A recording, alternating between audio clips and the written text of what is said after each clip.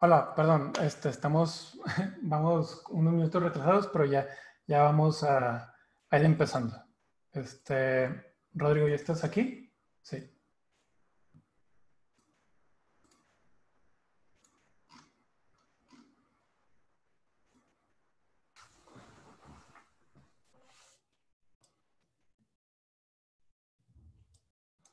Aló, aló.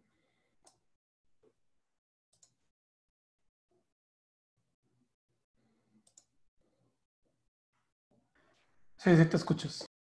Súper. Dice que no puedo empezar mi video.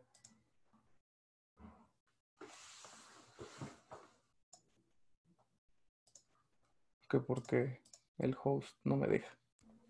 ¿Ya? Parece que sí. Ahí estoy. Mira nada más. Muy bien. Muy bien, muy bien, muy bien. Ya apagué mi teléfono. Entonces, bueno. Voy a compartir mi pantalla. Avísame, porfa, Pablo, que se vea. Sí, ya se está viendo. Súper. Entonces, ya me veo yo y ya se ve la pantalla.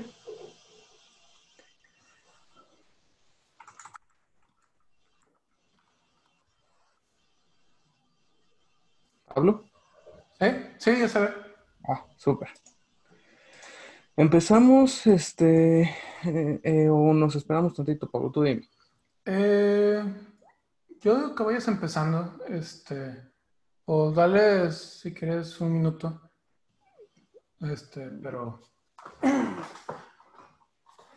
yo creo que ya puedes ir empezando mínimo presentándote. Va. Pues bueno, hola, hola, hola a todos. Eh, Digo qué bueno que tengo asistentes. Normalmente cuando se trata de código seguro no siempre hay tantos, porque en realidad es un tema un poquito teórico, es un tema un poquito pesado. Este, pero bueno, me alegra que estén aquí. Espero que sea una buena plática, espero que se lleven mucho conocimiento y espero que lo puedan aprovechar, no solamente en temas de ¿cómo se llama? No solamente en temas de que lo lean o que lo entiendan y listo, sino que también lo puedan ustedes aplicar en cosas que ustedes hagan, ¿ok? Bueno, primero me presento. Esta es la conferencia de Código Seguro contra los cibercriminales, ¿no? Entonces, bueno, yo soy Rodrigo Martínez, yo soy ingeniero en cibernética y sistemas computacionales, egresado de la Universidad La Salle. Llevo colaborando con Whitesuit como 5 años, sí, ya 5 años casi. Este, en realidad me he dedicado un poquito más hacia la parte de desarrollo de aplicaciones, desarrollo de software y todo esto junto con la parte de Whitesuit lo he juntado para hacer desarrollo de software seguro. ¿Ok? Básicamente lo que me dedico es a aplicar buenas prácticas y a hacer todo lo posible para que las aplicaciones estén protegidas desde el inicio. ¿A qué se refiere desde el inicio? Literalmente que el código esté hecho para protección de las aplicaciones. Am, en realidad en programación no hay una sola forma de hacer las cosas. La programación lo que nos da es la capacidad y la posibilidad de tener respuestas correctas a un montón de problemas, no importando exactamente la forma o no importando entre comillas, sino que con mucha versatilidad en cómo queremos nosotros hacerlo para entonces programar aplicaciones, pues programarlas en general, ¿no? Pero en realidad sí hay una forma correcta, o más que una forma correcta, una forma segura de hacer las cosas, ¿ok? Entonces, en cuanto a experiencia, por ejemplo, básicamente me dedico hacia toda la parte de desarrollo. Pablo comentaba hace rato en la conferencia pasada que nuestros cursos y nuestras actividades son normalmente los fines de semana, porque entre semana básicamente nos dedicamos a nuestra especialidad, ¿no? Entonces, así como también he hecho aplicaciones y básicamente les meto toda esta parte de flujo de seguridad, que es lo que vamos a ver, también me he dedicado a hacer análisis de código, a revisar si las aplicaciones están bien hechas, a revisar si las aplicaciones están seguras basándome en estándares. No solamente es lo que yo digo, porque en realidad nada es lo que yo digo, son estándares y líneas guías que tenemos que seguir para entonces saber si una aplicación es o no es segura. ¿Ok? Entonces, bueno, vamos a empezar. Y de hecho, quiero empezar primero por cuál es el problema y por qué en realidad el software es inseguro. El software es inseguro por muchas razones, ¿no? Estas son algunas por mencionar, que son de hecho de las más comunes. Primero que nada, la falta de deseo por desarrollar de forma segura. Eh, Hay muchos programadores que simplemente no quieren desarrollar seguro, solamente se enfocan en ver que funcione, en ver que jale y listo, no se preocupan por nada más. Esto es de hecho algo de responsabilidad del desarrollador y es que es un tema de cultura. Muchas veces cuando te enfocas a todo el tema de desarrollo, no te fijas o no te preocupas por toda esta parte de seguridad. Tú nada más quieres ver que funcione y ya. Esto no solamente es un tema o culpa, por así decirlo, de los desarrolladores, sino que también todos los que nos piden hacer las aplicaciones tampoco les interesa. Y no les interesa no porque no sea importante, sino porque muchas veces no lo conocen. Entonces, en realidad es cuando los desarrolladores se enfocan solo y meramente a aplicación o a funcionalidad y no a todo el tema de seguridad, que también es algo pues, fundamental, ¿no? El uso de tecnologías inseguras. Hay muchas veces que por comodidad o por lo que quieras, prefieres utilizar algo que ya está obsoleto o porque es lo que conoces o muchas otras razones, ¿no? Entonces, esto muchas veces puede llevarte a que estas sean tecnologías inseguras, tecnologías obsoletas, que entonces se vuelven todo un problema a la larga, ¿no?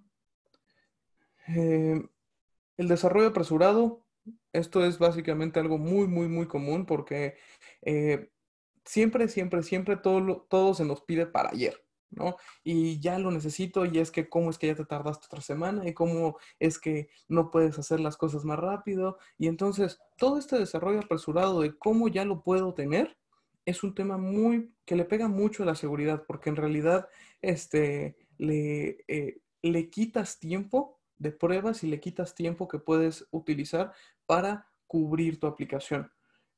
Otra es el entrenamiento y capacitación insuficientes. La gente no sabe de seguridad. La gente que sabe desarrollar solamente aplica el desarrollo para temas funcionales y no se ha podido dedicar a saber cómo hacer seguro esto. Esto es todo un entrenamiento, esta es toda una capacitación y esto necesitan estar en constante movimiento para entonces conocer cuáles son las cosas de seguridad que se pueden ir metiendo, ¿no?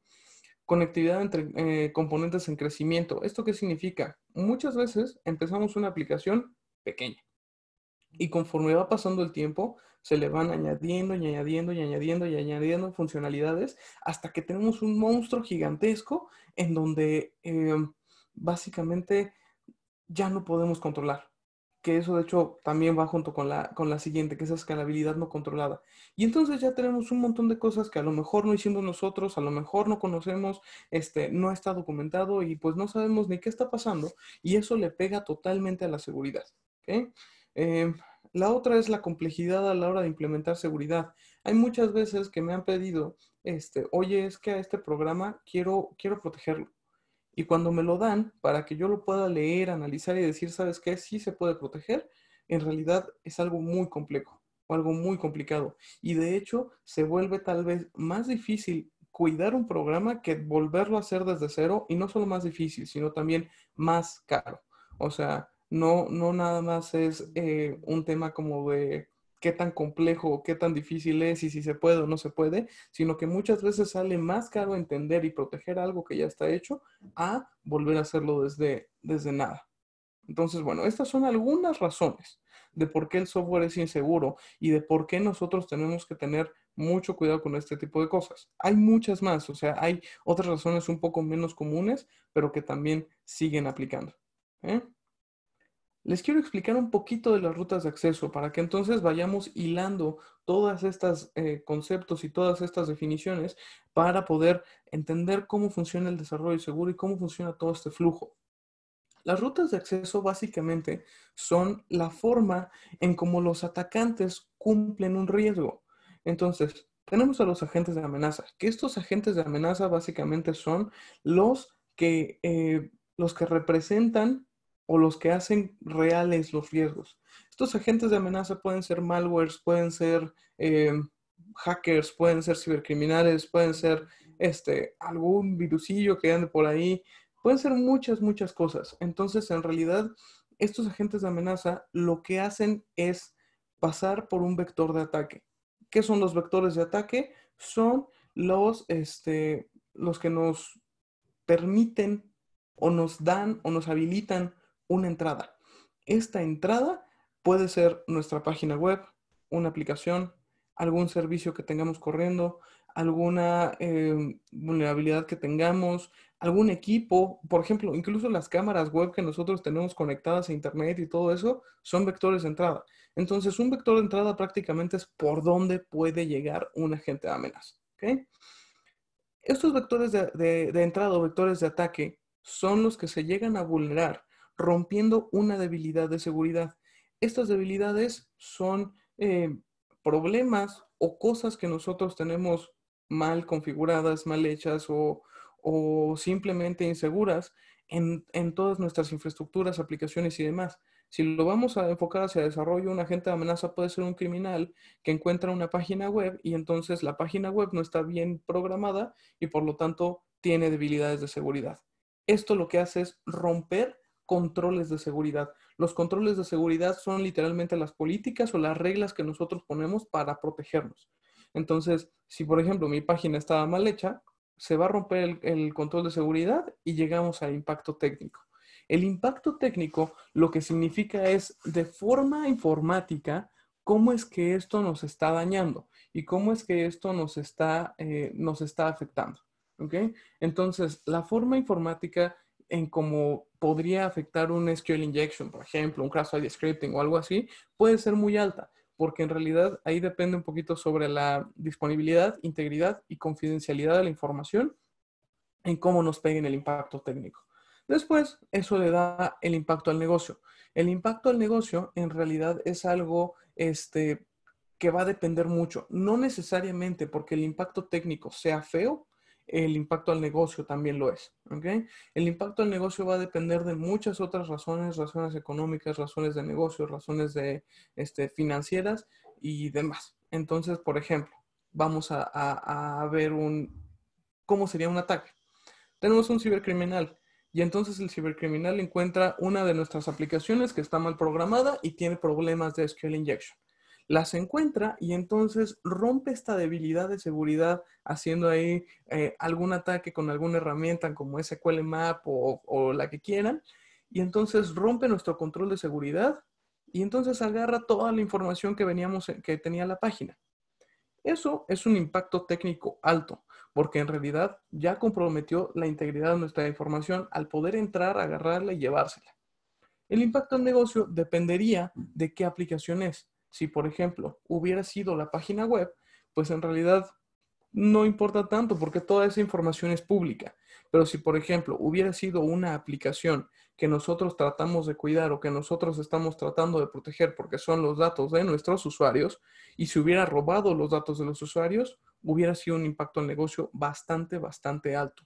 Porque entonces ya no solamente tiene que subsanar todo el impacto técnico que ya hubo metiendo más protección y demás, sino que ahora también tiene que avisar a los usuarios que ya fueron hackeados y eso le va a pegar mucho en temas de credibilidad, confianza, la gente pues no va a estar a gusto y se va a ir a la competencia, entre muchas otras opciones que pueden llegar a pasar, ¿no? Entonces, más o menos así es como funcionan las rutas de acceso. Una vez entendido esto, vamos a ver por qué es preocupante. Creo que Pablo también lo tocó hace rato en la conferencia pasada, pero pues vaya, no está de más. El costo promedio de los ataques cibernéticos está entre los 4 y 8 millones de dólares. Eso es una cantidad increíble de dinero, solamente por un ataque. Estos ataques, vaya, como les dije hace rato, no solamente impactan en temas de que se roban la base de datos y ya, sino que también eso le pega la credibilidad y entonces poder volver a conseguir a los clientes después que te hackearon es un poco difícil, te da publicidad mala, entonces tienes que invertir más en publicidad para entonces poder resarcir esos daños y pues muchas otras razones que de hecho pues Pablo es un poco más experto en esa parte de seguridad y negocio, pero pero sí, básicamente algo así pasa. Más o menos 197 días, alrededor de 6 meses, es lo que tardan en detectar que fueron hackeados o que fueron vulneradas en general, la generalidad de las empresas, ¿no? O sea, esto es un promedio, obviamente. Si es una empresa, pues, que se preocupa por su seguridad, es mucho menos. Si eres una empresa que no se preocupa y ni siquiera tiene ni idea, puede ser mucho más, o alguna organización. Y de hecho, normalmente se dan cuenta porque les hicieron una auditoría y les dijeron, oye, pues es que hace 6 meses te hackearon, ¿no? Tienes que tener un poco más de cuidado, tienes que protegerte de aquí, de allá y demás. Otra cosa o algo que se podría pensar es igual que los ataques solamente se dan a empresas gigantescas o solamente se dan a organizaciones gubernamentales o a cosas de ese tamaño, ¿no? De ese calibre. La realidad es que no. La realidad es que el 43% de los ataques, basado en diferentes estadísticas, es a empresas pequeñas. Y esto es porque en realidad es más fácil hackear a empresas pequeñas que a empresas gigantescas. Esto literalmente es porque pues son más vulnerables normalmente, no se preocupan tanto, no tienen la cantidad necesaria para invertir en seguridad y entonces pues están un poco desprotegidos. Si bien no son tan famosas y a lo mejor no son tan conocidas como para que todo el mundo las hackee, pues sí también son más vulnerables que si tratas de hackear a un banco, por ejemplo, ¿no? También por eso depende de todos cómo tú organizas la información y demás, pero bueno. Esos son algunos datos de por qué es preocupante y por qué tendríamos que enfocarnos en el desarrollo. ¿Dónde pasa todo esto? Este es un pequeño top 10, por así decirlo, de los lugares en donde les pegan más. Estados Unidos está por encima de todos por mucho. Todo el mundo está atacando a Estados Unidos ataca a todo el mundo. Hay veces que Estados Unidos se ataca a sí mismo. También vemos cosas en Japón, cosas en la India por todos los temas tecnológicos. En Rusia tiene de los mejores hackers de todo el mundo junto con China. Entonces, pues bueno, hay alrededor de todo el mundo una distribución de ataques muy interesante, ¿no? Pero bueno, antes de pasar a cómo cuidarnos y cómo hacer código seguro, vamos a ver algunas prácticas de código inseguro. Este código inseguro es literalmente cómo se programa mal y cómo es que estas cosas nos pueden llegar a afectar. ¿Okay?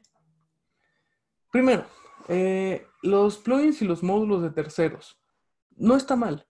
Está muy bien a hacer uso de librerías, hacer uso de plugins y hacer uso de otras herramientas programadas o desarrolladas por quien sea para entonces meterlas en nuestro programa. No es algo malo, de hecho es una práctica que muchas veces puede ser útil porque a lo mejor hay escenarios que tú no estabas considerando o a lo mejor hay escenarios que tú no tenías ni idea que pueden encontrarse en algún plugin o en algún módulo especializado. ¿Cuál es la cosa? Estos plugins tienen que ser seleccionados. No tenemos que agarrar lo primero que encontremos y entonces lo metemos y ya quedó, ¿no? O sea, tenemos que ver algunos plugins que tengan soporte, que no estén abandonados, que estén recientes, que hagan actualizaciones, que chequen parches de seguridad, todo este tipo de cosas, a lo mejor que sean privados o de una empresa, a veces que necesariamente tienen que ser de paga o cualquier cosa de ese estilo, nos va a dar mucha más seguridad y nos va a evitar algo que se llaman vulnerabilidades externas, que eso lo vamos a ver un poquito más adelante. Otra práctica es el uso de diferentes tecnologías. Esto también es algo muy común porque en realidad los desarrolladores a veces se sienten más cómodos con una cosa que con otra.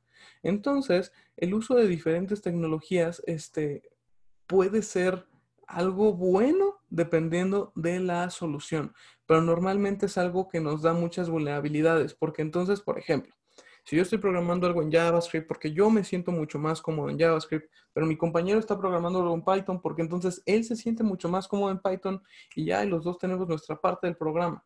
Cuando nosotros lo tenemos que juntar, vamos a tener que hacer un conector. Este conector que hace la adaptación o hace que todo sea compatible es un nodo. Y entonces, cada que tenemos nosotros un nodo en nuestro programa, se vuelve más débil en temas de ciberseguridad. Porque entonces es otra cosa que tenemos que proteger. Se manda información entre esa adaptación o entre esa cosa que lo hace compatible. Entonces, el mezclar tecnologías hace un poco más difícil no solamente de proteger, sino también de mantener nuestro código. Porque si, por ejemplo, yo lo hice en JavaScript y la persona, mi compañero, lo hizo en Python y de repente mi compañero se va y traigo a otra persona para que entre, pues va a tener que saber Python, porque esa parte no está hecha en JavaScript. Y yo no lo sé porque yo no lo hice y además de que no lo hice, pues no sé Python. Entonces, se vuelve mucho más complicado esa parte. ¿Ok? La seguridad es una pérdida de tiempo. Este es un quote que saqué, una frase célebre que saqué de un programador inexperto. Hay mucha gente o muchos programadores que creen que la seguridad es algo de lo que no nos deberíamos de preocupar, que solamente nos fijemos en la funcionalidad y en que todo jale como debe de jalar, ¿no? Lo cual es una pésima práctica. Y aquí vamos a lo siguiente. Otra práctica de código inseguro es el código expuesto. Hay muchas veces que, por ejemplo, nosotros aventamos o nosotros dejamos nuestro código en GitHub, ¿no? Porque GitHub nos ayuda a controlar las versiones y entonces es una herramienta muy útil. La verdad es que lo es, yo la utilizo, me gusta mucho y la verdad es que es bastante útil en temas de seguimiento de proyectos. ¿Qué es lo que pasa? GitHub tiene dos versiones. Tiene una versión para guardar los repositorios como código privado y una opción para guardar los repositorios como código público, que eso está increíble porque entonces te da la posibilidad de ver cosas que programaron otras personas. Pero ¿qué pasa si, por ejemplo, el código de una aplicación empresarial lo dejamos como público? Y entonces yo he sabido de casos de literalmente cosas como códigos bancarios puestos y publicados en repositorios públicos para que cualquier persona ahí que ande buscando lo encuentre, ¿no? Otra cosa que también he encontrado es los servidores. En la fase de despliegue que vamos a ver en un rato, esta parte de los servidores muchas veces se deja sin configurar. Solamente suben las cosas, ven que jale y ya quedó. No, se tiene que proteger justamente también esta otra parte, ¿ok? Con configuraciones de seguridad. Módulos de cifrado.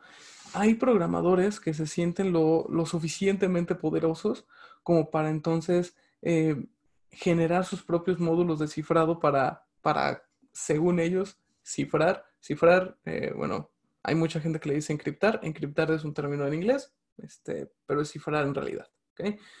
Los módulos de cifrado son cosas que llevan años de investigación en temas de matemáticas e investigación y no es algo que cualquier persona pueda decir, ¿sabes qué? Ahorita me voy a entrar un módulo de cifrado y listo. No, así no funciona. Pero hay mucha gente que sí lo hace. De hecho, lo que hacen normalmente es recorrer letras o es cambiar algunos caracteres aleatorios y demás, cosa que en realidad no es protección, no es cifrado, no es nada que en realidad proteja como tal, ¿no? Hay muchos módulos de cifrado que podemos utilizar, SHA, SHA-256, AES, y hay de diferentes tipos, ¿no? Autenticación. Hay mucha gente que también cree que para autenticar solamente tienes que guardar el usuario y contraseña, lo metes a la base de datos y ya quedó. Y entonces cuando alguien entra, pues pone su usuario, pone su contraseña, if este usuario es el usuario, if esta contraseña es la contraseña, entonces adelante, ¿no? Pero si no, no pasas. ¿Cuál es el problema? Si nosotros hacemos esto, en realidad dejamos prácticamente desprotegido al usuario, porque también este, no, no, no funciona exactamente así, ¿ok? El robo de credenciales es una de las cosas en cuanto a ataques más fuertes y que también tienen como más valor en general en todas las ¿cómo decirlo? En todas las empresas o en todas las aplicaciones. Este robo de credenciales se puede hacer de muchas formas y de hecho aquí es un tema porque no solo depende de nosotros como desarrolladores o de nosotros como empresa que hace la aplicación, sino que también depende de el usuario. Entonces, por ejemplo, ahí nosotros tenemos que poner validaciones de que la contraseña no sea de menos de 4 caracteres o de 8 caracteres en realidad, que tenga diferentes validaciones para poder tener una contraseña segura, entre muchas otras cosas, ¿no? Factor de doble autenticación, que te llegue un mensaje y además que pongas la huella, no sé, o sea, hay muchas otras opciones para proteger nuestra autenticación y entonces mantener nosotros seguro al usuario. Si nosotros le dejamos esa tarea al usuario, normalmente no lo va a hacer. La validación es para los perdedores. Esta es otra frase célebre de nuestros programadores inexpertos, en donde muchas veces creen que todo va a salir bien. donde muchas veces creen que el usuario va a hacer exactamente lo que tiene que hacer. Esto nunca es cierto, esto nunca es real y de hecho normalmente va a ser al revés, ¿no? Siempre van a hacer lo que no queremos que hagan.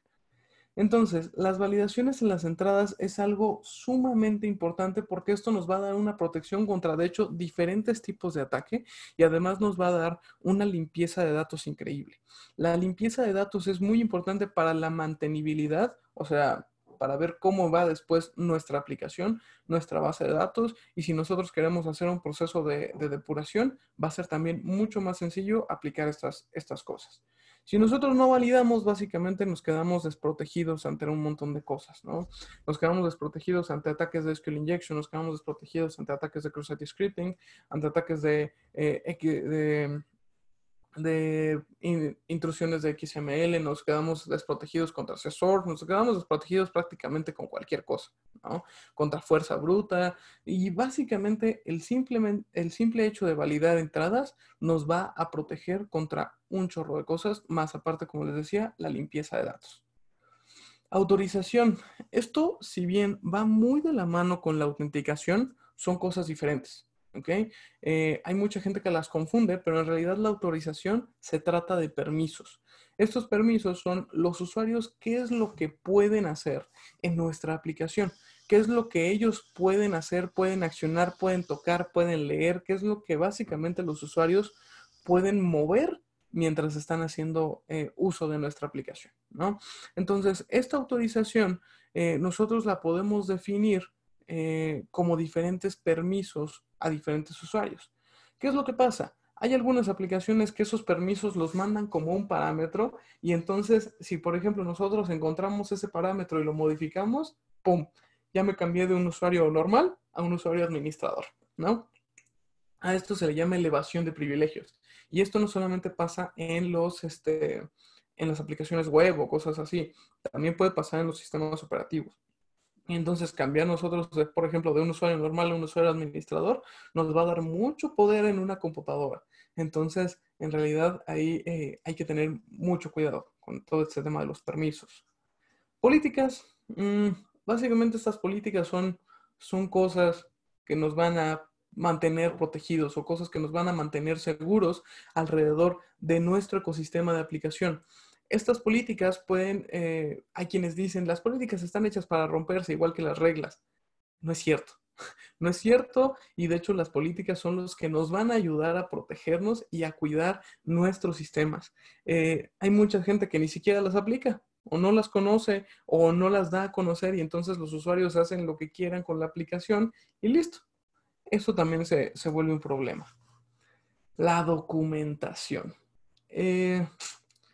Si bien como programadores o incluso como gente técnica, la documentación es de las partes más tediosas y de lo que menos nos gusta hacer, es de lo más necesario. Esto no solamente nos va a ayudar a protegernos, para también poder tener un control de versiones sobre lo que hemos estado haciendo, para poder tener una muchísimo mayor visión sobre lo que tenemos, sino que también a la larga, por ejemplo, si cambiamos a todo nuestro equipo de tecnología, vamos a poder tener ahí la información sobre qué es lo que se ha hecho, sobre qué es lo que se hizo o sobre qué es lo que está pasando. Si nosotros no documentamos, si nosotros no tenemos nada en donde nos diga qué es lo que está pasando o qué es lo que se hizo, todo esto, vamos a tener un problema muy grande después para tratar de mantener o modificar lo que estamos haciendo. Si el equipo de seguridad no me lo prueba, no voy a hacer nada. Otra frase célebre de nuestros amigos programadores. Hay muchas veces que los equipos en desarrollo están separados.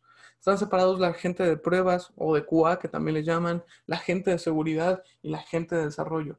Esto no debería ser así, debería ser todo un proceso integral porque entonces seguridad le puede decir a pruebas, pruebas le dice a desarrollo, desarrollo le dice a seguridad, oye, necesito hacer esto, ¿cómo lo puedo hacer? Y entonces es todo un proceso integral y un proceso de juntar todas las cosas, ¿no?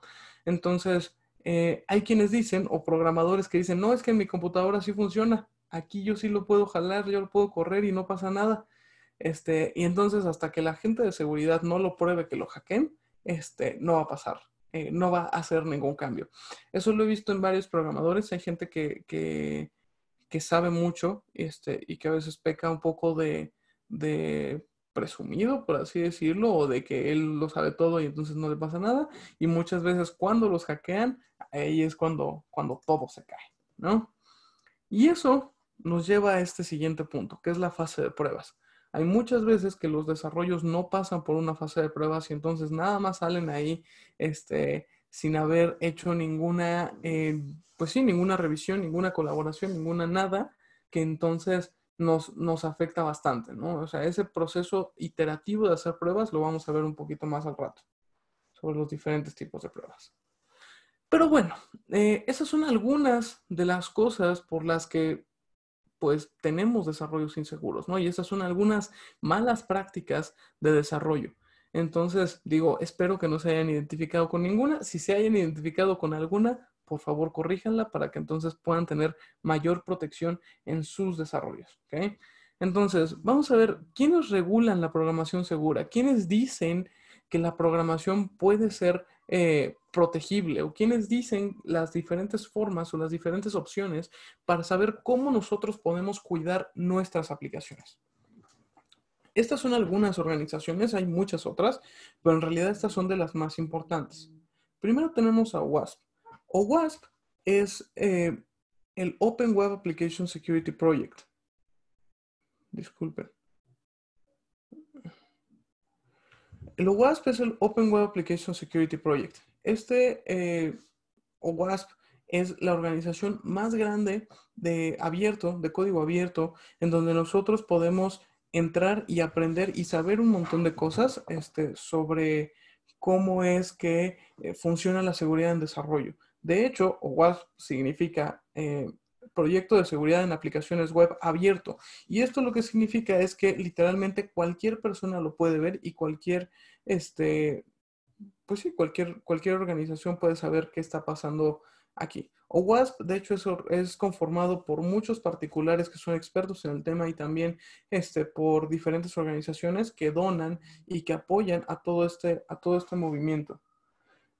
Después tenemos a SANS. SANS, de hecho, es una organización que nos da el top 25 de CWS, las Common Weaknesses Enumeration. Entonces, son de diferentes debilidades y tienen un top 25 en donde nosotros podemos entrar y ver qué está pasando.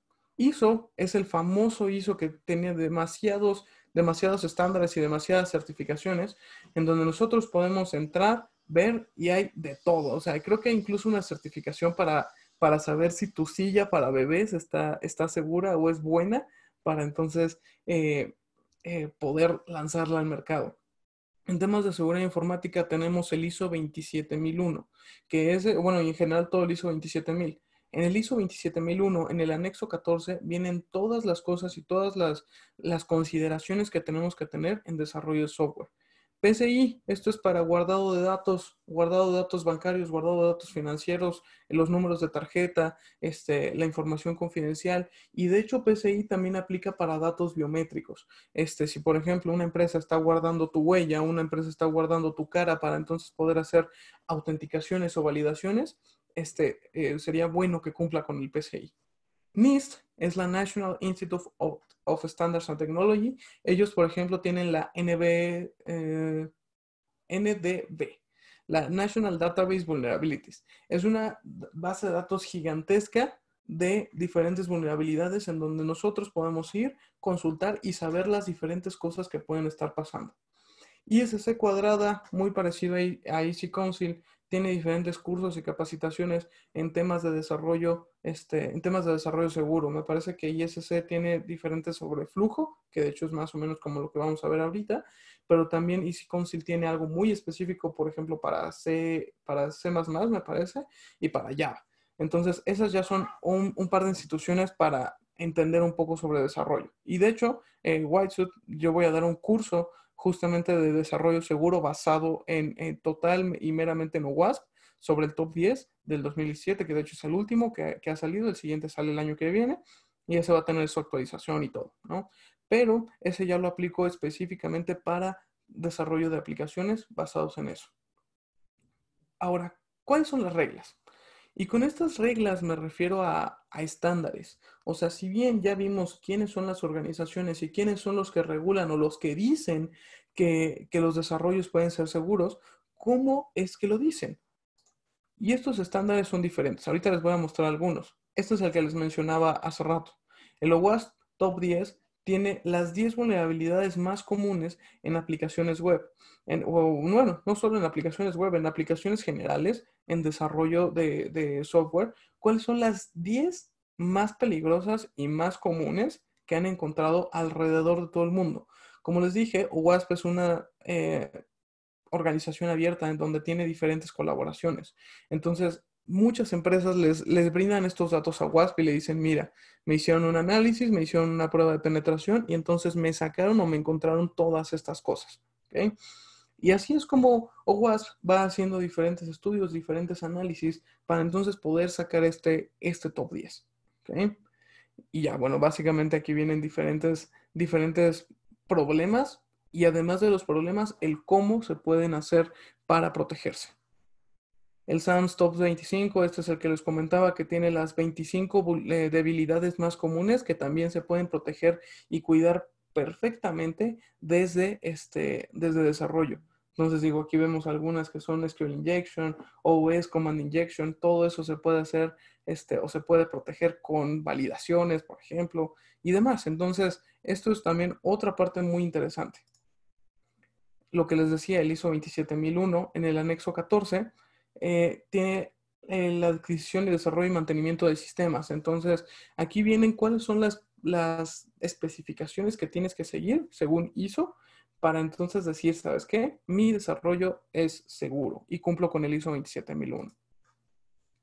PSI, esta es una organización que está, bueno, el Security Standards Council es una organización que está hecha a partir de todos estos proveedores que de hecho son de tarjetas, Mastercard, Visa, Discover, Amex, entre todas estas, y ellos lo que hacen es agarrar las mejores prácticas de protección de datos para entonces decir, ¿sabes qué?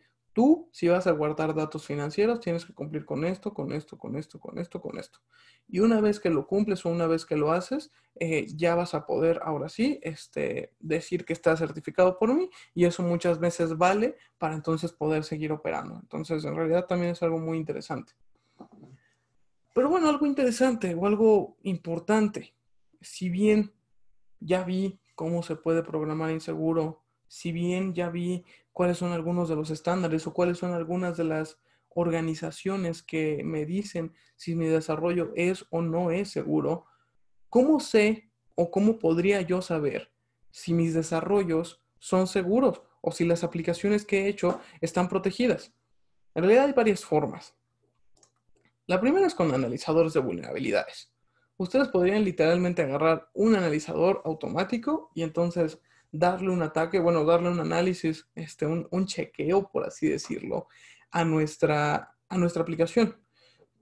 Estos son por mencionar algunos, Nexus, Akunetix, SAP de WASP, pero hay otros, ¿no? Entonces, una vez que nosotros lancemos este análisis, nos va a decir, ¿sabes qué? La página tiene tal cosa, la aplicación está desprotegida porque tiene esta y esta vulnerabilidades. De hecho, pues de eso nos podría platicar un poco más Pablo, no sé, si al rato quiere unirse, ¿no? Entonces, esto nos va a decir justamente todas las cosas que nuestro desarrollo tiene mal, ¿no? Por así decirlo, en temas de vulnerabilidades. De hecho, por ejemplo, si un atacante te hace un análisis de vulnerabilidades, el atacante, así como tú pudiste verlo, también el atacante lo podría ver. Entonces, en realidad, esto nos daría una aproximación específica de cuáles son los problemas que nosotros podemos presentar en nuestro desarrollo. Y así como hay analizadores de vulnerabilidades, también hay analizadores de código. Estos son algunos. Snyk, por ejemplo, es uno muy bueno, que a mí me gusta utilizar bastante. LGTM, por ejemplo, es para JavaScript. Hay otro que se llama SonarQube, que también es bastante robusto, bastante bueno. Y entonces, pues vaya, todos estos nos van a ayudar también a encontrar patrones de seguridad en nuestro código que van a decir, uy, es que, ¿sabes qué? Esto es inseguro. Ahora, estos dos que les acabo de decir, los analizadores de código y de vulnerabilidades, son analizadores automáticos. Entonces, estos analizadores literalmente lo que buscan son patrones o cosas como malas prácticas comunes, las van a comparar con tu código y entonces te van a decir, ¿sabes qué? Esto, pues esto está mal, o esto me da una alerta, o es que ten cuidado con esto, ¿ok?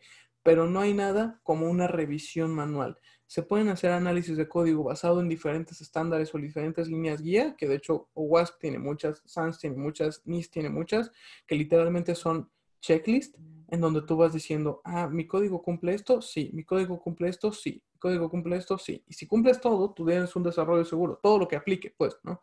Si no cumples algunas cosas, entonces esos son los módulos o las opciones que tendrías que modificar, ¿no? Pero bueno, ya que vimos cómo se desarrolla inseguro, ya que vimos también cómo saber si me desarrollo sin seguro, ya que vimos también quién dice qué se tiene que desarrollar o cómo se tiene que desarrollar seguro, vamos a ver ahora sí cómo desarrollar software seguro basados en flujo. Ahora, no me voy a meter a ningún lenguaje en específico, porque en realidad la gran mayoría de los desarrollos pueden caer englobados en este pequeño diagrama.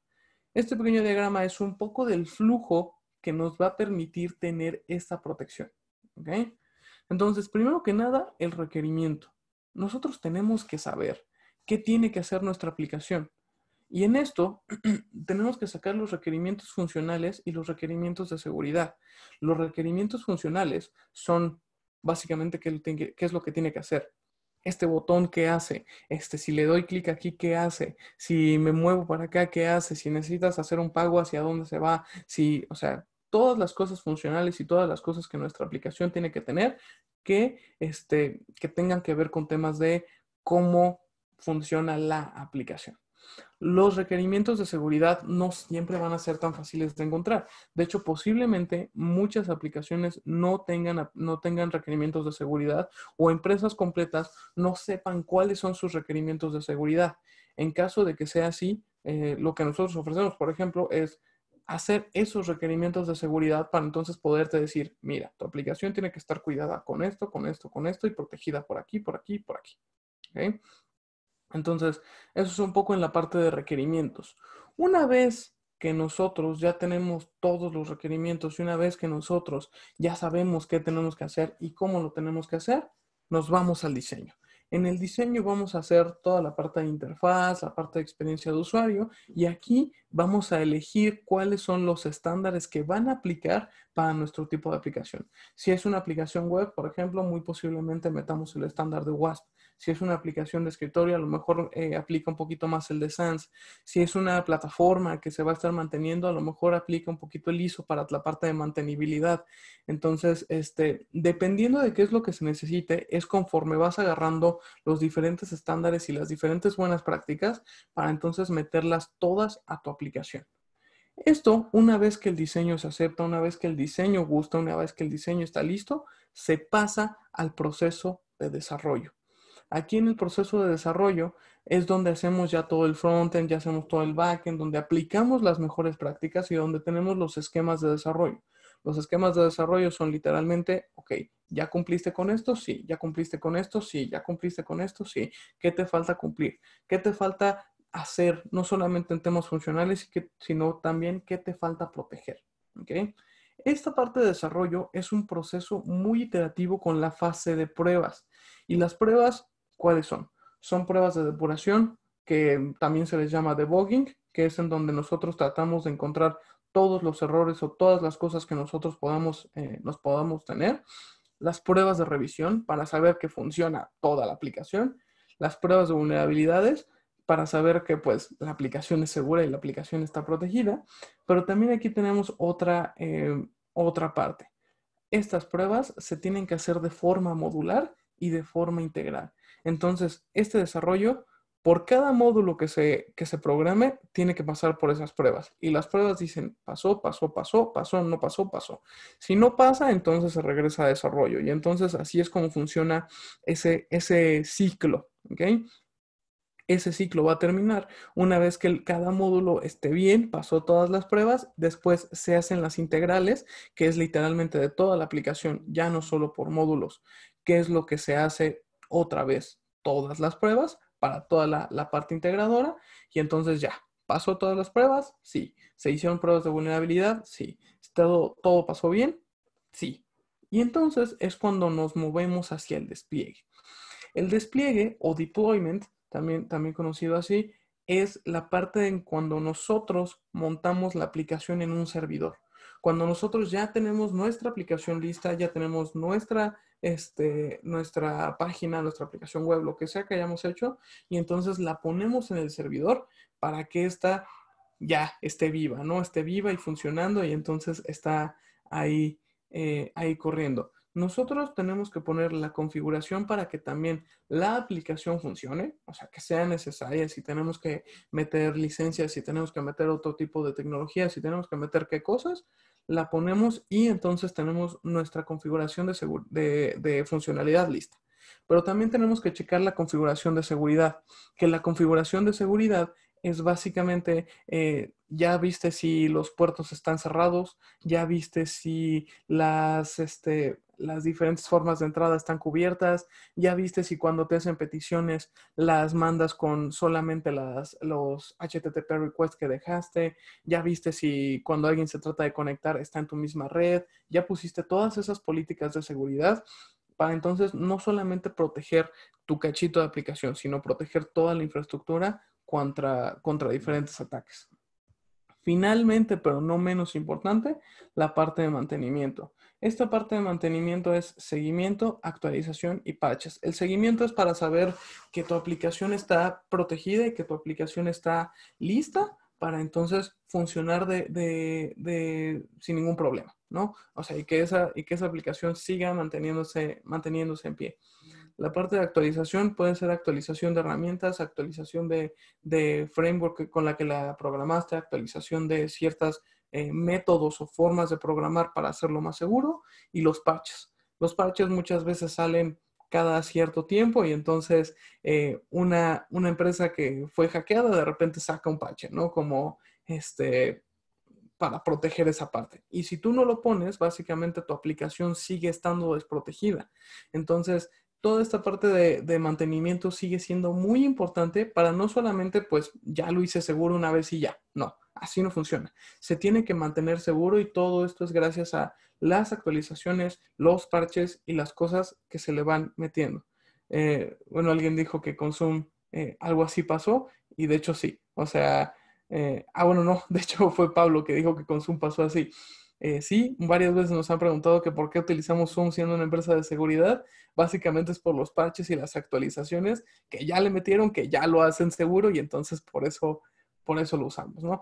Por eso es tan importante este proceso de mantenimiento. Pero bueno, ya más o menos entendieron un poquito el flujo, ya más o menos les expliqué qué es lo que pasa y cómo es que todo esto pasa. Y vamos a ver una conclusión. Si yo pudiera englobar en general cuál es qué es lo que significa desarrollo seguro, yo lo definiría así. Como el desarrollo de software seguro es un proceso integral de personas, equipos y técnicas enfocados a la protección de nuestras aplicaciones desde la creación. Porque en realidad no es el trabajo de una persona, es el trabajo de todo un equipo. Code Safe, Think Security. Ya terminé, Pablo. No sé si haya dudas, no sé si haya algo que nos quieran decir, algo que quieras aportar. A ver, no, pues todo bien. A ver, ¿qué dudas tienen? ¿Qué tan recomendable es utilizar frameworks a la hora de, este, de... No te entendí la primera parte. No, no, es que están haciendo preguntas. Ah, Este, a ver, pregunta. ¿Qué tan recomendable es utilizar frameworks a la hora de programar? bastante. O sea, digo, de hecho, los frameworks lo que nos permiten no solamente es a veces protecciones de seguridad. De hecho, por ejemplo, Django, que es uno de los frameworks de Python, ese está pensado total y meramente en seguridad. De hecho, por ejemplo, si tratas de conectarte a una base de datos con Django, te dice que tienes que tenerla parametrizada y no lo puedes hacer si no tienes HTTPS y muchas otras cosas. También, por ejemplo, Node, que es el framework de backend de JavaScript también te dice como de que no puedes hacer ciertas cosas si no cumples como con ciertos estándares de seguridad. Más aparte que los frameworks ya te protegen de muchas cosas que los lenguajes, así como Vanilla JavaScript, te deja hacer. Entonces, pues es bastante recomendable. Digo, también, otra cosa de los frameworks es que, no solamente, hmm, ¿cómo decirlo? No solamente por usarlos ya está seguro, o sea, también tiene sus cosas y también tiene como recomendaciones de seguridad específicas para los diferentes frameworks. Otra cosa que también tienen es que esos se actualizan súper rápido. Entonces, por ejemplo, Angular cada, saca actualizaciones 3 veces al año. Entonces, o sea, todas esas cosas tienes que estar como muy ágil si quieres mantenerlo con frameworks. Pero sí, o sea, en general es bastante recomendable, porque además de temas de seguridad, también te facilita el desarrollo. O sea, te hace más fácil programar. Luis pregunta, Rodrigo, una consulta, ¿existe el ambiente postproducción para el desarrollo, en el desarrollo de software? Ya que una vez lo escuché de un jefe, pero realmente yo lo asocio a producción de video. ¿A producción qué? De video. ¿De video? Sí, o sea, habla como postproducción. A ver, dice, Rodrigo, una consulta. ¿Existe el ambiente postproducción en el desarrollo de software? Sí. Ya que una vez lo escuché de un jefe, pero realmente yo lo asocio a producción de video. Ah, o sea, sí, sí, de hecho, o sea, postproducción es algo más como de video, como de edición o cosas así, porque ellos le llaman producción a cuando te están grabando, por ejemplo, entonces, o sea, sí, es un término que se utiliza mucho ay, uy, en edición de video, pero, no, la verdad es que yo no había escuchado nunca postproducción, digo, a lo mejor se refiere a la parte de mantenimiento, porque en realidad en desarrollo está el preproductivo, que es tu ambiente de desarrollo, y tu ambiente productivo, que es cuando eso ya está en línea y ya se utiliza y ya pasó todas las pruebas y está ahí levantado. Pero postproducción, eso sí nunca lo había escuchado en un desarrollo. Te digo, a lo mejor se trató de referir como a la parte de mantenimiento, como a la parte que se hace una vez que ya está en productivo, como de chequeo de logs o cosas así, pero en realidad no como tal. Ya. Ok, a ver. Déjame ver una pregunta. Como siempre, gusto escucharlos y la calidad de su trabajo. ¿Herramientas seguras para verificar el código fuente? SonarCube, Sneak. De hecho, les mostré un par. Ah, la pongo otra vez. SonarCube es una. De hecho, esa es bastante buena y tiene como su versión gratuita con un montón de sistemas. De lenguajes, perdón. Sneak está muy padre, de hecho Sneak es el que yo utilizo porque esa te hace chequeos en vivo. Entonces, si por ejemplo tienes algo en GitHub, le puedes darle deploy y entonces lo configuras con Sneak. Me parece que SonarCube también puedas hacer eso. LGTMS es para JavaScript, CppCheck es para C++, y pues hay un montón. O sea, literalmente puedes buscar como Code Analyzer y te van a salir la vida. O sea, los que yo he utilizado son SonarCube, Sneak y CppCheck. Pero pues hay muchos otros. Pregunta algo interesante. Fernando Castilla, ¿hay lenguajes más seguros que otros? Sí, sí. Los lenguajes que tienen más soporte para empezar. Y también, ahí depende un poquito, porque, o sea, si, por ejemplo, estás programando una página, y el backend lo quieres hacer con algo, yo diría que Node es más seguro que PHP, porque PHP ya es más obsoleto. Entonces trae como algunas, ¿cómo decirlo? Algunas vulnerabilidades rezagadas que Node agarró y entonces se hizo más nuevo y ahí lo están poniendo bonito y demás, ¿no? Entonces, o sea, sí, definitivamente sí hay algunos más seguros que otros por la forma en cómo se manejan incluso los datos. Entonces, o sea, sí los hay. Que también, si programas inseguro con un lenguaje seguro, pues no sirve para nada, ¿no? O sea, y si programas seguro con un lenguaje seguro, pues ahí medio lo subsanas. Pero pues sí, depende un poquito más de las prácticas que utilices al lenguaje. Porque en general, casi todos los lenguajes tienen como sus buenas prácticas de desarrollo. Y ya. Ok, a ver. Una pregunta, si el desarrollo no aplica esto que nos comentas y le ponemos un firewall, con el IPS estaremos protegiendo estas vulnerabilidades del desarrollo. A eso se le llama controles compensatorios. Hay muchas veces que a lo mejor no se puede proteger el desarrollo por lo que quieras, ¿no? O sea, a lo mejor no se puede proteger el desarrollo porque está en un lenguaje muy obsoleto, a lo mejor el desarrollo está hecho en una cosa vieja y antigua y entonces ya no, es más difícil protegerlo o programarle cosas para entonces cuidarlo que solamente ponerle cosas alrededor. Como te digo, esto se le llama controles compensatorios, son válidos, sin embargo, o sea, eso no le quita las vulnerabilidades a la aplicación. Pero eso, por ejemplo, se ve mucho en core bancarios. O sea, los core bancarios están hechos en C o en C++ o cosas de ese estilo. Y entonces, no muevas tu pantalla que me distraes. Esos core bancarios están hechos en lenguajes que ya son muy, muy, muy viejos, o sea, y que ya no tienen soporte. O sea, he visto cosas que están hechas en COBOL, por ejemplo. Y entonces,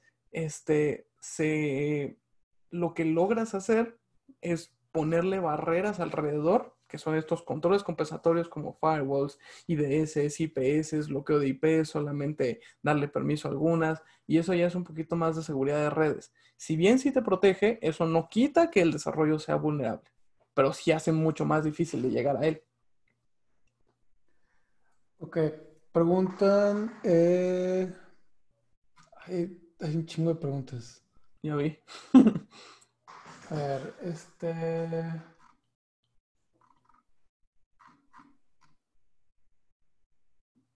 ok. Hay demasiadas preguntas. ¿Cómo podremos hacer pruebas de seguridad en aplicaciones móviles? O sea, pruebas de seguridad como pentesting o pruebas de seguridad como análisis de código. Yo creo que tú respondes análisis de código porque es tu área de expertise. Si alguien quiere hacer prueba de penetración, pues eso es expertise más mía. Sí. Pero si quieres tú dale mejor. Pues, o sea, en temas de código pueden aplicar lo mismo. O sea, es que todas estas herramientas que les comentaba, le pegan a diferentes lenguajes. O sea, si por ejemplo la aplicación la hiciste con React, con JavaScript, con React Native, con Flutter, con Java solo, con lo que quieras, con Ionic, con PhoneGap, que son como diferentes opciones para hacer aplicaciones, los analizadores de código le pueden dar a todas estas. Y otra vez, como les decía, depende un poquito más de las prácticas que utilices, al lenguaje que utilices y en general las aplicaciones móviles, web de escritorio funcionan muy parecido. Entonces tienen, no sé, consultas a base de datos y entonces hacen una petición a algún lado, mandan ciertas cosas y entonces en realidad lo que tienes que checar pueden ser los checklists de seguridad. Literalmente OWASP tiene diferentes checklists de seguridad para aplicaciones móviles y las puedes checar así como de cumple esto, cumple esto, cumple esto, no cumple esto, no cumple esto. Y entonces así es como puedes proteger una aplicación desde el código o revisar si está bien. Y ya. Ok, a ver, si tu proveedor de hosting no actualiza sus servicios, ¿hay alguna forma de defender tu sitio por código o ya estás totalmente expuesto sin importar tu código? Pues es que en realidad ahí eh, es alrededor de tu código. Ahí sí, o sea, tienes que exigir que se actualicen las cosas, porque pues no, o sea, esos son otra vez controles alrededor. Tu código puede estar protegido contra diferentes cosas, ¿no? Entonces, o sea, en realidad los códigos lo que tienen son entradas, salidas, peticiones y demás. Y si tú haces como todas las cosas bien y tu flujo de información dentro de la aplicación está como correcto y seguro y protegido, vaya, si tu hosting no está protegido, pues a lo mejor pueden llegar y pegarte un poco más fácil, ¿no? Pero, o sea, el código en realidad tiene que estar protegido así tu servidor esté o no lo esté, ¿no? Entonces, sí, básicamente. Ok, a ver, producción audiovisual. A ver, ¿qué tan seguro es guardar el código en GitHub aunque sea privado? Es bastante seguro. De hecho, es bastante, o sea, es muy bueno. Digo, obviamente, si te roban tu cuenta de GitHub, pues Como Microsoft, que son dueños de GitHub y los hackearon. Exacto, o sea, bueno, a mí me gusta mucho usar GitHub porque además de que, o sea, la verdad es que sí es seguro. Yo lo he comprobado como un par de veces tratando como de meterme a otros códigos. No lo hagan, no es bueno. Este, y sí está difícil, o sea, sí requieres como de varias cosas. Eso sí, pues ten mucho cuidado con tu cuenta, o sea, que tu cuenta no esté ahí como al aire o que la tengas en un post-it ahí pegado en tu computadora, ¿no? O sea, sí que bien si o sea, tengas mucho cuidado también con quién lo compartes, el código, que sería de hecho con tus colaboradores, pero también o sea, como dijo Pablo, Microsoft ya compró a GitHub y entonces, o sea, de hecho, ellos permitieron ya tener como los repositorios privados. Algo padre de GitHub es que a veces te va avisando como de, oye, es que encontré que tu repositorio tiene ciertas vulnerabilidades, cuídalo y te manda notificaciones y cosas como muy bonitas. Entonces, o sea, está bien. A mí me gusta mucho. La verdad es que yo, si me preguntaran, yo lo recomendaría. Y de hecho, al momento de que Microsoft lo adquirió, también le metió como otras cosas de seguridad, como cuando Facebook adquirió a WhatsApp y le metió prácticamente seguridad por todos lados, o casi todos lados. Este, Más o menos algo así pasó con Microsoft y GitHub. Entonces, o sea, sí, la verdad es que sí funciona. ¿O cuál es tu opinión, Pablo? ¿GitHub es seguro? Eh, pues aquí voy a dejar tu opinión. Yo no me meto tanto con repositorios, o sea, yo hago más pentesting, pero a ver, vamos a ver alguna otra pregunta. Eh, mm, ¿Tú puedes ver las preguntas, Rodrigo? No sé, es lo de Q&A. Pícale donde dice sí, Q&A.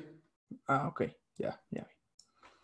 ¿Qué tan seguro es hacer un sitio con WordPress? En realidad ahí hacer un sitio con WordPress no es lo único que... Contestando, pícale en Answer Live para que se registren. Ah, ok. ¿Qué tan seguro es hacer un sitio con WordPress? En realidad, o sea, el hacer el sitio con WordPress no lo hace seguro solamente. O sea, tienes que ponerle controles compensatorios que de hecho están dentro del mismo WordPress. Por ejemplo, y puedes hacer de verdad tu página muy segura. La página de Website está en WordPress, pero tiene así los plugins de seguridad que te imagines, más aparte el servidor está protegido muy alrededor también con diferentes cosas para que pues no le pase nada al WordPress. Pero sí, Y o sea, ahorita en todos los realidad, ataques a Whitesuit. exacto. O sea, que de hecho a la otra paginita que tenemos ahí montada, que a cada rato nos están llegando las notificaciones, Ah, ¿no? ya sé, ¿verdad? Que Entonces, tenemos literal como, no voy a decir cuántos, pero tenemos varios servidores, honeypot para recibir ataques. ujú, ujú, ujú, ujú. Entonces, o sea, como tal, hacerlo en WordPress no lo hace seguro. Tener los controles compensatorios alrededor de WordPress sí lo puede llegar a ser seguro. Que si podemos compartir la presentación, Pablo, no sé. Este video, no, las presentaciones no las vamos a compartir, pero este video está de que grabado, entonces eso sí lo pueden de que checar de nuevo. Volver a ver. Sí. Un gusto escucharlos. Ah, que gracias, muchas gracias. Eh, A ver, pues les esto suena puedo- interesante. ¿Es malo el uso excesivo de las APIs? Sí. Bueno, depende de a qué te refieres con excesivo. O sea, en realidad, hasta qué punto algo es excesivo o no, depende de la aplicación. Si, por ejemplo, necesitas tener todo por APIs porque no hay otra forma de hacerlo, pues no tienes de otra. Entonces ahí depende un poquito de la aplicación. Si bien no es tan bueno tener conectores, porque como les decía, eso se convierten en nodos. Y los nodos son como articulaciones, es la parte más débil de todos los desarrollos. Entonces, en realidad, si por ejemplo, todo lo haces por APIs y entonces no tienes nada centralizado o nada tuyo o nada que haga el programa, en realidad básicamente cada conexión se convierte en una transferencia de información.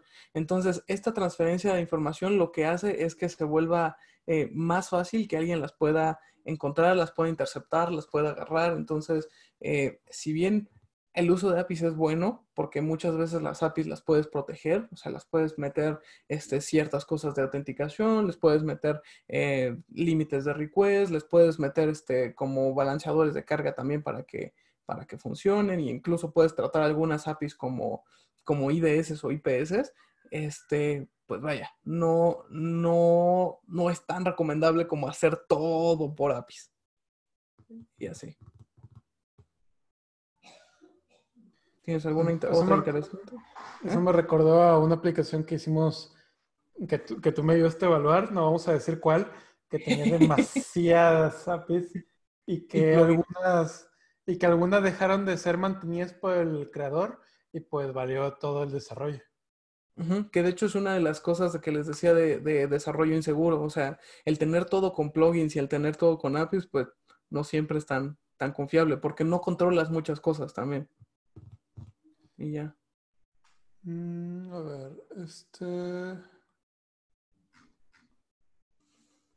¿cómo proteger el código de ingeniería inversa? Con ofuscaciones. Sí, ofuscación de código. Ujú. Hay Lo- varios frameworks para ello, según yo, Ujú. pero no me lo sé de memoria. Literalmente hay librerías completas para Sí, ofuscación de código. O sea, neta, lo ponen ilegible horriblemente.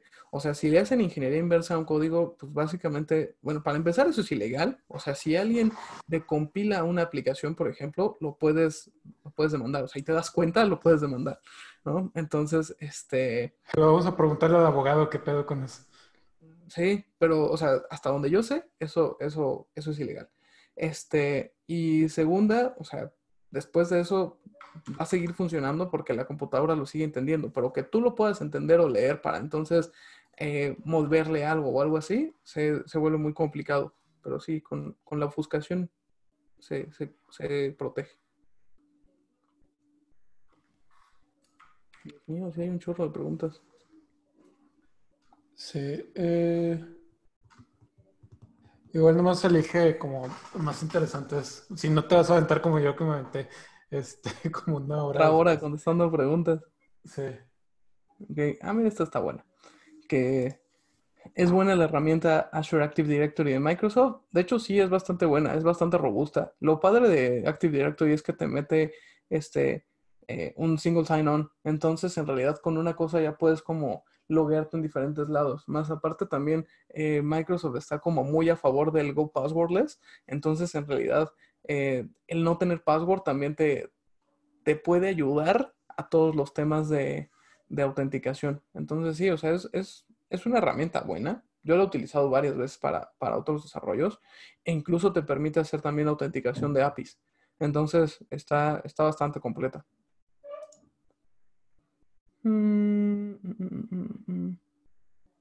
Dios mío.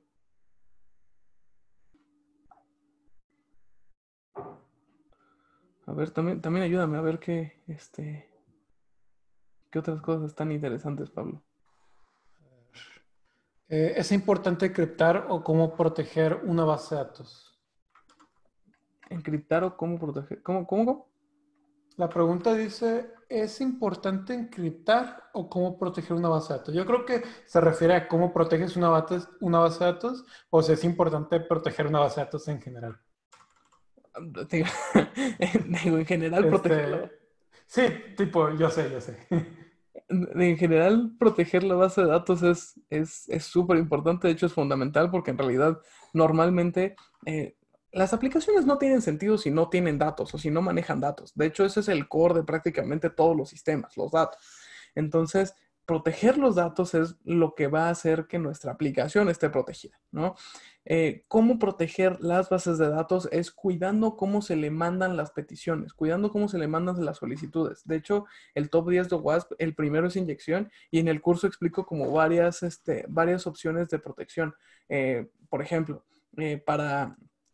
para pedir los datos, no lo hagas de forma directa, hazlo a través de un intermediario, que estos se le llaman controladores. De hecho, esto responde también a una pregunta que estaba más arriba, que decía que si programar en MVC es seguro. MVC es Model View Controller. El modelo es la base de datos, el controlador es algo intermedio y la vista es lo que usa el usuario.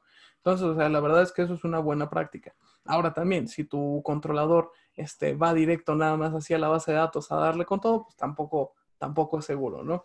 Pero sí se puede programar, por ejemplo, hacer limitaciones de peticiones, validar los datos antes de mandarlos al motor, hacer manejo de errores para entonces proteger y cuidar las cosas que despliegas. Y entonces no le vas a decir al usuario como de, oye, mira, es que me salió un error de base de datos, sino le vas a decir como entrada inválida.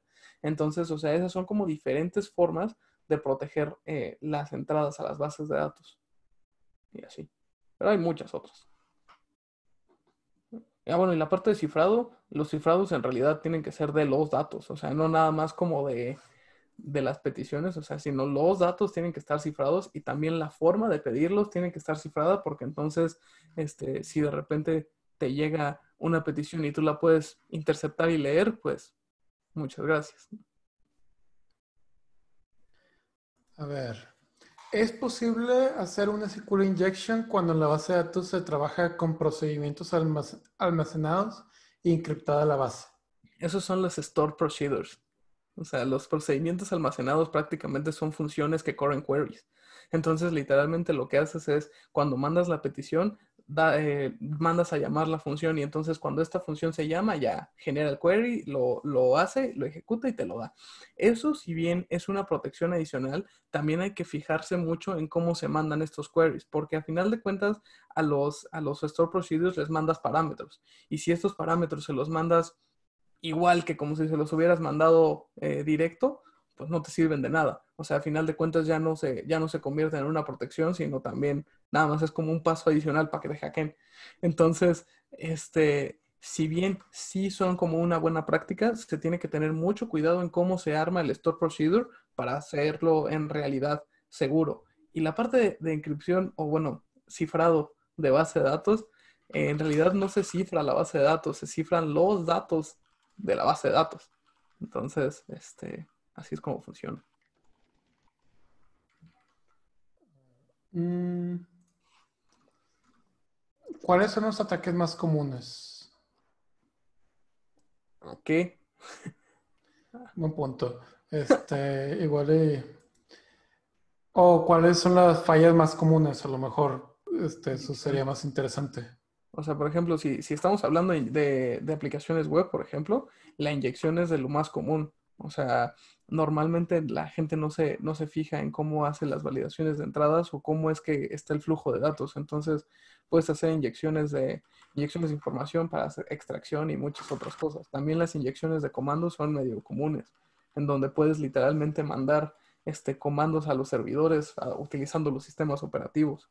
Si, por ejemplo, lo vemos en APIs, la fuerza bruta, la denegación de servicios es algo muy común porque muchas veces las APIs no están autenticadas.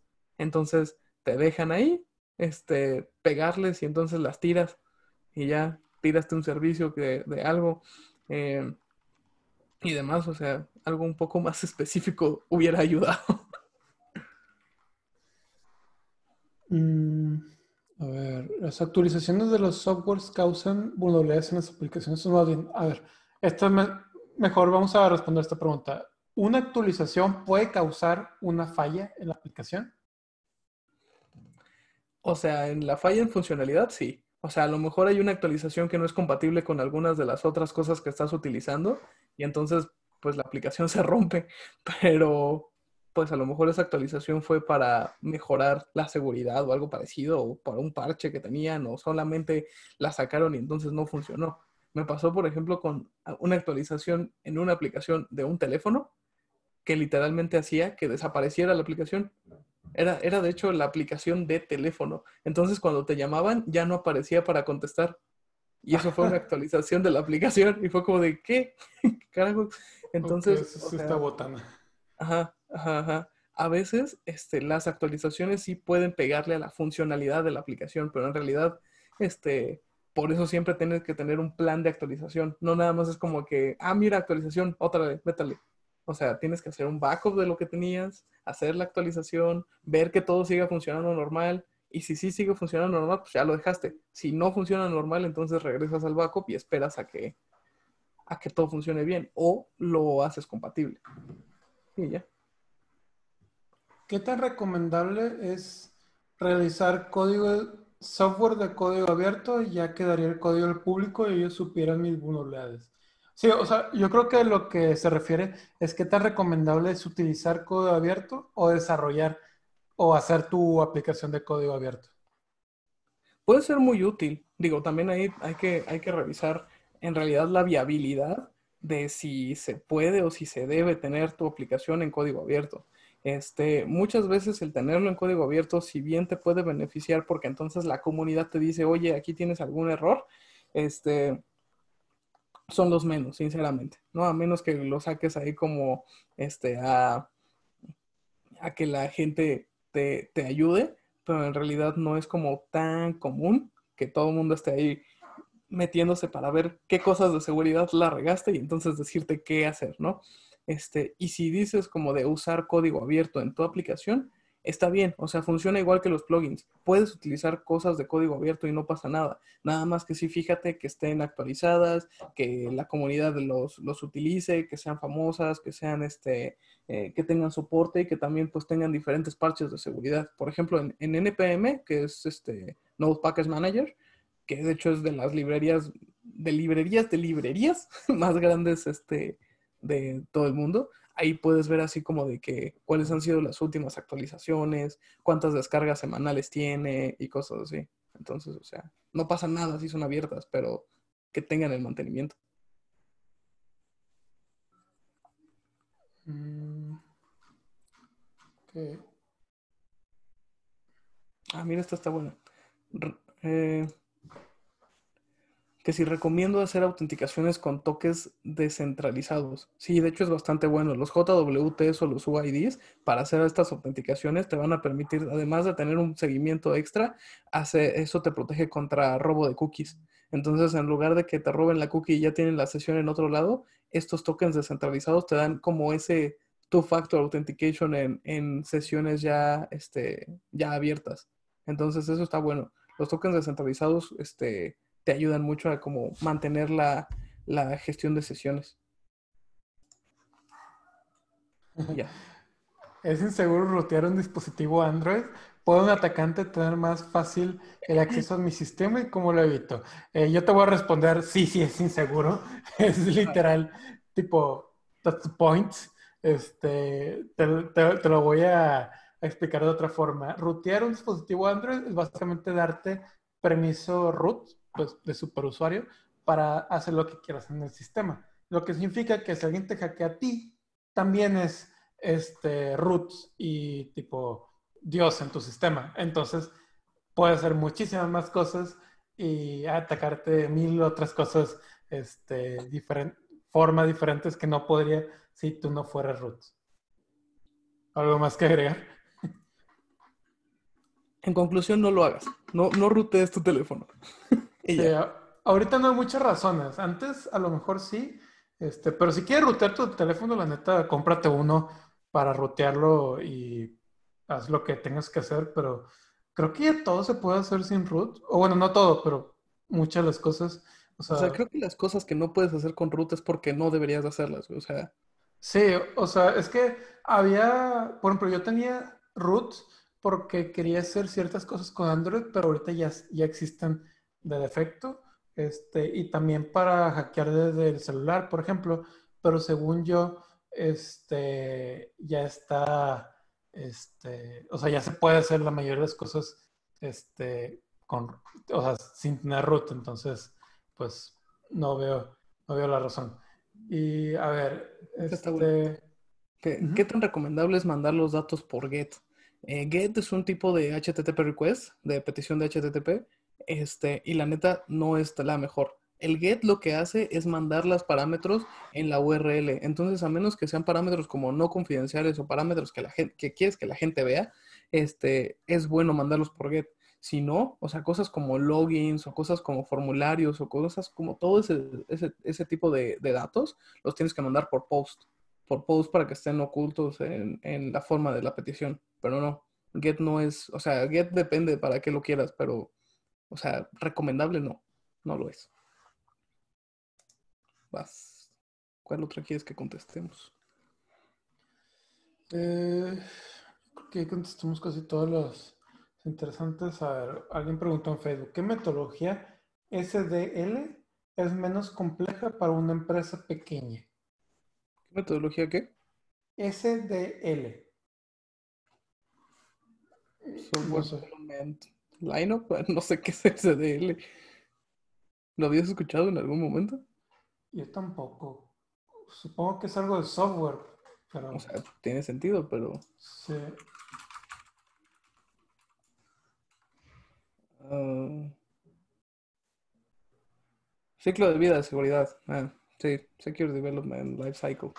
Ah, ok. Sí. Pues, ¿qué metodología?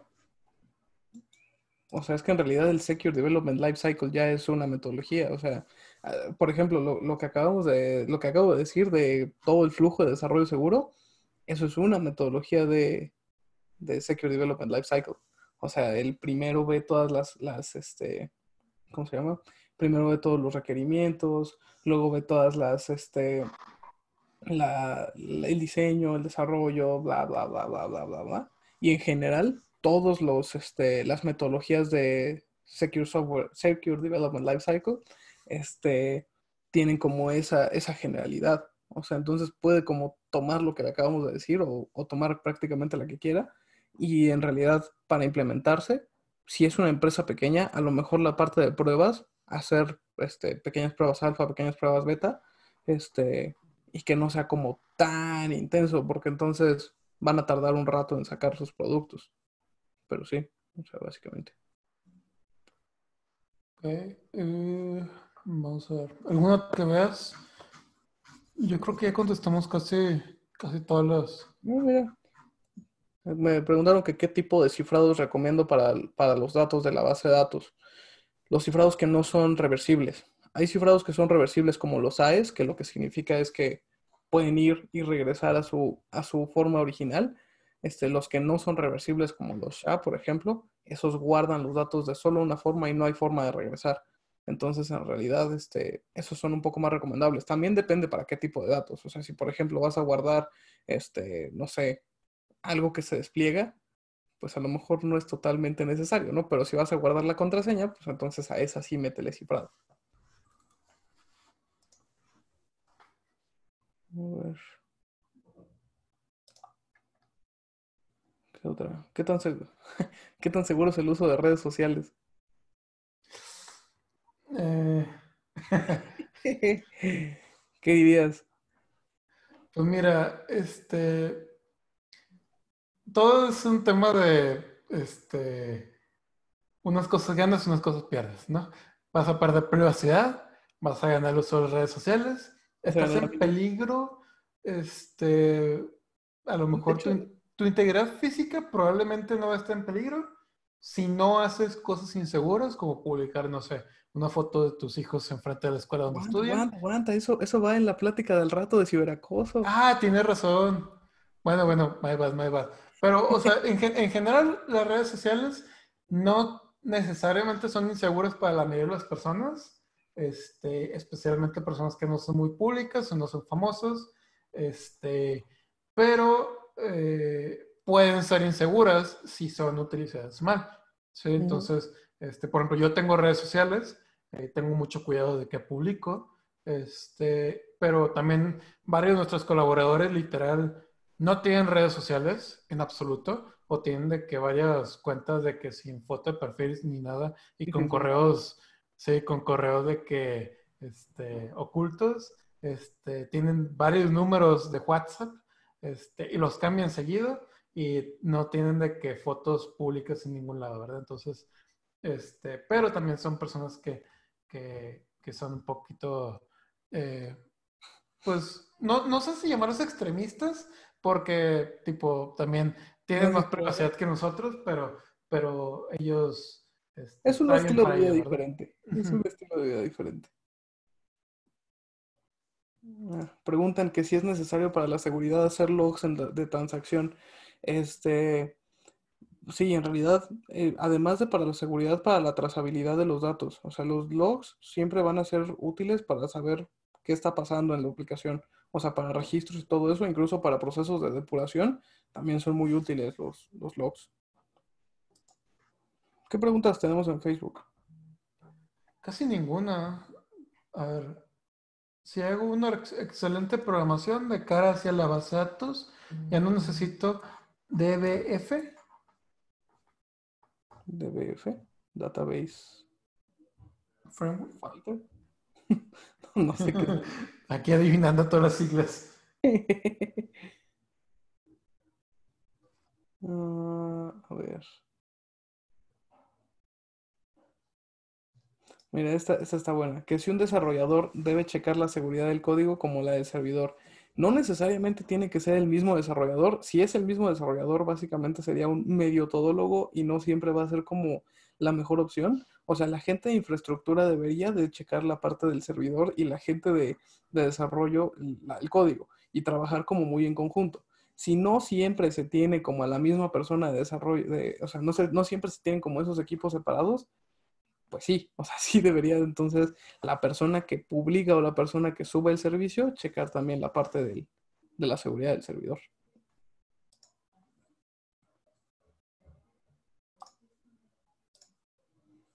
¿Hay alguna interesante en Facebook?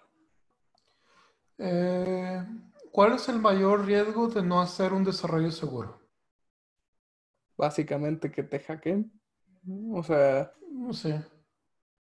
en realidad si no es un desarrollo seguro, pues estás en riesgo de que te hackeen. Vaya. Bueno, pues yo creo que ya son Sí, todos. pues, sí. El mini sponsor o publicidad ahorita es que Rodrigo próximamente va a sacar el código de desarrollo seguro donde va a llevar todos estos temas. Él se comprometió a sacarlo máximo para el 24 de mayo. Entonces en Ya esa casi, ya fecha casi. va a estar disponible, si no es que antes. Ustedes presionándolo para que lo saque antes. Este, y ahorita va a estar en descuento, luego lo vamos a subir de precio. Entonces, sugiero que cuando salga, pues lo compren. Ahorita está agotado porque todavía no está listo, pero el 24 de mayo ya va a estar disponible en la tienda. Efectivamente, efectivamente. Pues bueno, ¿algo más? ¿Tú me dices? Pues yo creo que, pues dice, ¿alguna experiencia? Si quieres compartir algo antes de terminar. Un análisis que le hice a un banco. Eso estuvo muy chido. No voy a decir, obviamente, el nombre del banco, no voy a decir qué fue lo que analicé, pero encontré fallas muy interesantes. O sea, literalmente encontraba fallas como muy básicas y eso, o sea, eran cosas como de que, no sé, incluso en los estilos, o sea, que ponían los colores mal y entonces aparecían en negro y no sabían por qué. Entonces era como de, pues, porque le estás poniendo un color de más.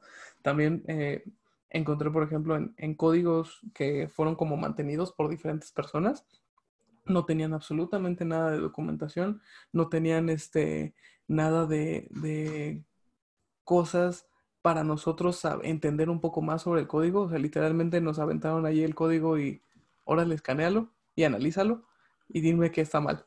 Entonces, o sea, no había documentación. Era un código de 5 años que no tenía ni mantenibilidad, ni nadie sabía qué estaba pasando. Los más antiguos que seguían manteniendo el código tenían 2 años ahí y estaban despidiendo un chorro de gente. Entonces, para poder contratar a gente nueva, les dije que eso, pues a menos que tuvieras un changelog o algo para saber qué estaba pasando, los hubiera servido mucho y así, o sea, pero bueno, eso es como todo el background de ese análisis de código. Estuvo muy interesante porque, o sea, digo, para empezar era un banco, ¿no? Entonces era como algo padre saber cómo funcionaba el código para las transacciones y en general para muchas otras cosas. Este, pero después descubrir como todas esas fallas y todas esas, este, pues, eh, vulnerabilidades, sí te sacabas de onda. De hecho, ahí fue donde aprendí mucho sobre controles compensatorios, porque, o sea, cuando yo les di como mi reporte, les dije, mira, es que la neta, sí estás como desprotegido y tienes que cuidar esto y esto y esto. Aparte era un código gigantesco, o sea, nos tardamos como 3 meses en terminar de hacer el análisis de todos los módulos que nos pidieron. Entonces, estuvo muy interesante. Y ya, o sea, cuando les dije como la presentación final y la entrega de reporte, me dijeron, ah, bueno, pero es que no te preocupes, eso lo cuido por aquí, lo cuido por acá y lo cuido por acá. Y yo como de, o sea, sí, bro, pero de todos modos tiene que estar protegida esta cosa. Y ya, o sea, pero ahí quedó. O sea, pero estuvo muy bueno, muy bueno, muy bueno. Interesante Obviamente no experiencia. puedo dar más detalles, güey. Sí, no, nadie te pide que lo hagas. Yo sé de qué hablas como quiera. Este, eh, bueno, pues entonces ya terminamos esta conferencia. Vámonos, Recuerden que a las las 4. 4 de la tarde vamos a tener otra de Rodrigo Martínez. Va a hablar de hackers en casa, Es en casa. que es de ciberbullying y ¿qué? Ciberacoso. ¿Cómo ciberbullying? Ciberacoso, seguridad de las personas, ¿no? ¿Y qué más? Sí, en general es como las protecciones que puedes tener como para cuidarte de los hackers en tu casa. Porque no sé si has visto, seguramente sí, que los hackeos repuntaron en temas de phishing y todo ese tipo de cosas. Entonces es un poquito más como recomendaciones de eso, recomendaciones para compras en línea. Es un poquito más básica que esto. Bueno, mucho más básica que esta. Y también puede tocar temas de ciberacoso, o sea, de cómo es que la gente hace como suplantaciones de identidad en línea para entonces engañarte y estafarte o pedirte que se vean o cosas así. Ah, bueno. Bueno, pues sale. El correo de Rodrigo es rodrigo.martinez@whitesociety.com. Si tienen alguna duda o petición, obviamente no lo saturen con dudas. Si tienen Spameado. dudas, este, sí, no es para spam, es para dudas profesionales. Si son una empresa que ocupa algún tipo de consultoría o algo similar. Y bueno, nos vemos a las 4.